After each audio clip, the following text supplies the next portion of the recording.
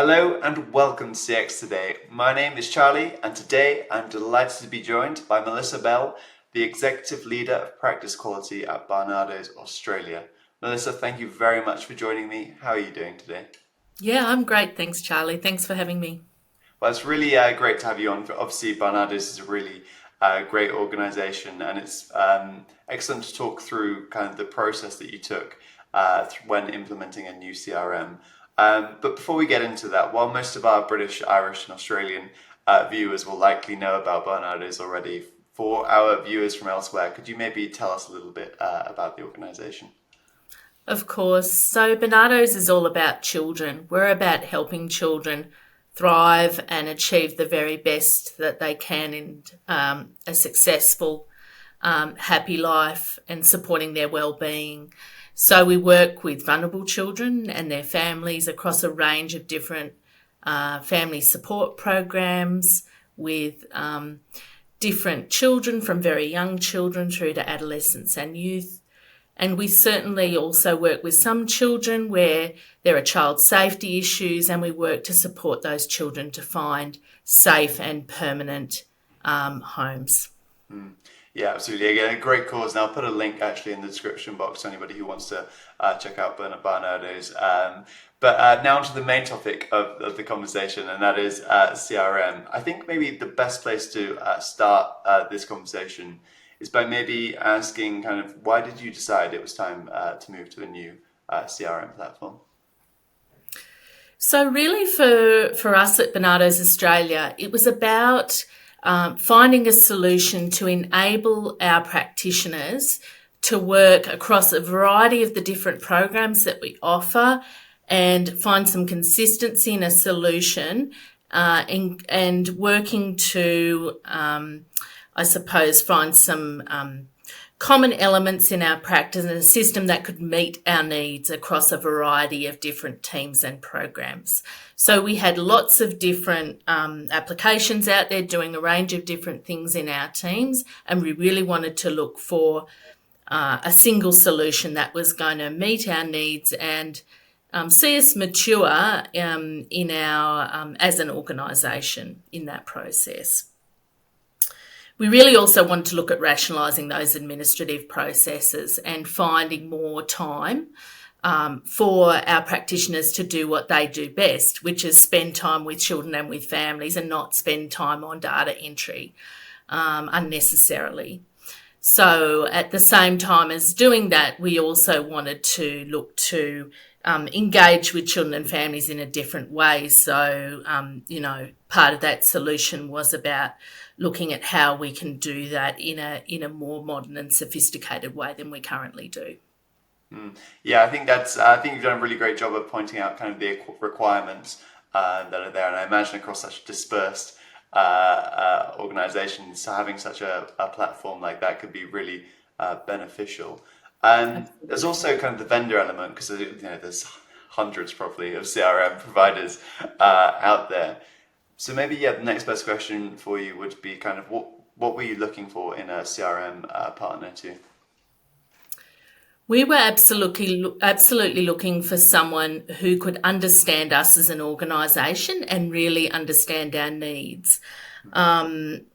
Understanding that we probably aren't necessarily the typical customer for some vendors, and so our needs would be different. So we were looking for CRM that was going to support our practice and, as I said, all the vast array of programs that we operate. That includes there's an ease of use component to this that we really wanted to bring to the forefront as well, because our employees, by and large, the vast majority of our workforce, they're practitioners.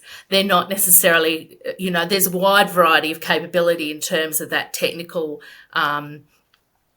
confidence and those kind of things. So we were really looking for something that was going to meet that need.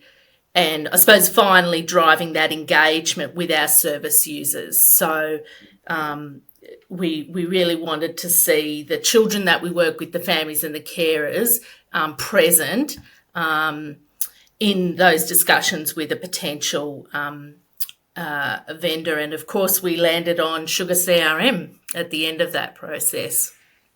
Yeah, I think so. Hyper focused on user experience as well, given the kind of Yeah. the maybe complex nature, the different to usual nature of the Yes. business. And I think yeah, lots of really good stuff there. And you mentioned that you chose Sugar CRM.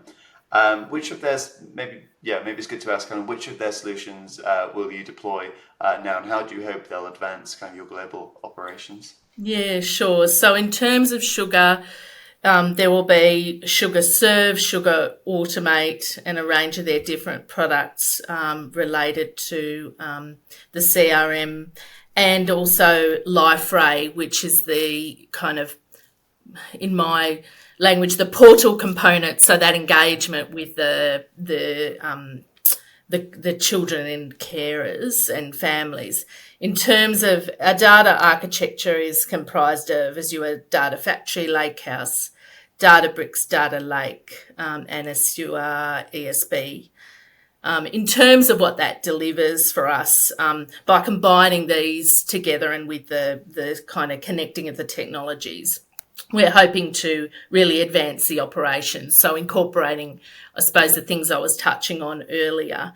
And for us, it also offers, I think, particularly with the additional data capacity we will have to use the data that we have to support how we talk about our outcomes and what we achieve as an organisation with children and families in a different way, and being able to report and understand and have analytics operate for us in a different way that is, I suppose, builds on in everything we've been able to do in the past, takes it to the next level. Okay, excellent. Yeah, so it's kind of the continued evolution of the strategy that you've kind of been building towards Sugar CRM, and I think that's really great. But I think maybe now just thinking about how we can really add benefit as well to our viewers that are watching. It would be great maybe if you have any lessons that you share about this whole implementation process of your CRM and looking to find a new CRM partner. Are there any lessons that you could maybe share with our audience? So for Barnardos, and I imagine for a range of other, not-for-profits or for-purpose organisations, it's so critical to find a partner who understands your values and can really engage in what you're trying to achieve through the implementation of the solution. And understanding that it might be different, as I said earlier, from the traditional operation that they might work with, and how it's different. So by that I mean understanding what's important for you in the development and delivery from your CRM, and what you want it to support your business to look like differently from today into the future, if you know what I mean by that. Yeah. Obviously to meet your requirements. So, being really clear about what you need and conveying that in that process so that your partner can understand that and help you to translate that in the delivery. So I suppose for us that meant that we undertook a really comprehensive review and assessment process to get to where we were. As you said, there were options and we explored those options, and we landed resoundingly with Sugar. And so, that detailed process took us some time, but it was really important for us in terms of getting us to this point where we are now, which is heavily in the design phase with Sugar for our new product, which we'll be calling Beehive for Barnardos. Maybe actually just a final question on that too. Kind of what will that Beehive allow you to do as an organisation? Look, I think what it's really going to do is help us to optimise some of the common elements of our practice and make sure that those are reflected in the way that we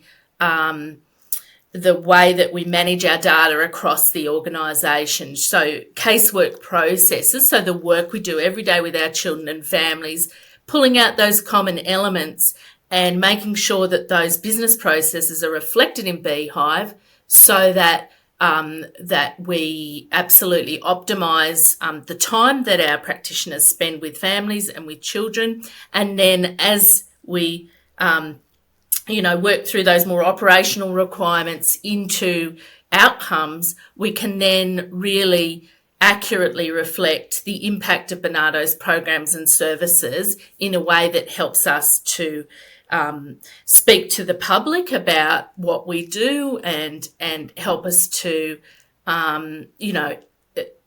convey to people who are interested in supporting Barnardos why they should support Barnardos, and also how we talk to government about what we do and explore opportunities, new funding opportunities and things like that, and advocate about the importance of the work of supporting children.